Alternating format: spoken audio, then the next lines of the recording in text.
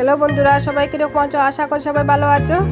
আজকে ডিম দিয়ে একটা রেসিপি বানাইতাম। এটা আমার বাগ দিয়ে ডিম ছিল, ওই দেখো ডিম আমি আধা ঘন্টা করে কাটছি। আজকে নতুন রেসিপি বানাইতাম, কারকল দিয়া ডিম রসা।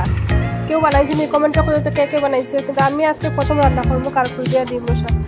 আমার ডিম ভাজা হয়ে গেছে। এই যে কারকুলে আলু আগে ভাজা করে লিছি, এই যে কারকুলে আগে আলু ভাজা করছি।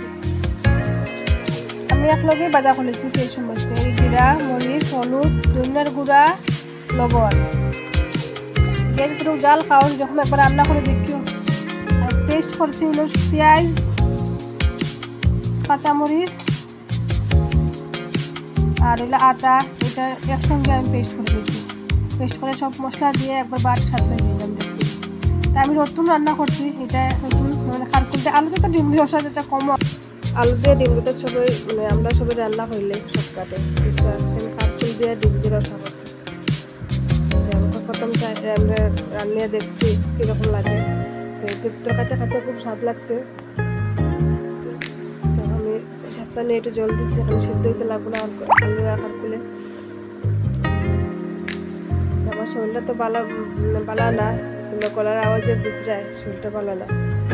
ঠিক মতো আমি ভিডিও দিতে পারতাম না ফেসবুকে। সবটা আমার লাল হয়ে গেছে, জিরো হয়ে গেছে, সব কিছু কমে গেছে। আবার ওখান থেকে আবার হোটেল থেকে শুরু করতে লাগবে। আমার রান্না শেষ, তারপর আমি তরকারি দেখালাম, ভাত দেখালাম। আমার ভাত নিয়ে খায় ফেসবুক কীরকম হয়েছে তারা। তরকারিটা ঠিক খুব স্বাদ হয়েছে, তারা পর খাইয়ে স্বাদ হয়েছে। যদি যদি ভালো লাগে লাইক কমেন্ট করিয়া আসো। আমি ঠিক মতো এখন লাইক কমেন্ট করতে পারতাম না, কিন্তু শরীরটা ভালো হইলে আমি আবার শুরু করবো। যে গরম পড়ছে, সবাই ভালো থাকো, সুস্থ থাকো। ভিডিওটা দেখে লাইক কমেন্ট শেয়ার করিও। তারা কয়ে খাইয়া কর যে স্বাদ হয়েছে, যে স্বাদ হয়েছে। ফেসবুকে তো সময়টা লাগে, কিন্তু আমি সময়টা নিতে পারতাম না, কারণ আমার খুব শরীর ভালো না, জ্বর। Bye bye.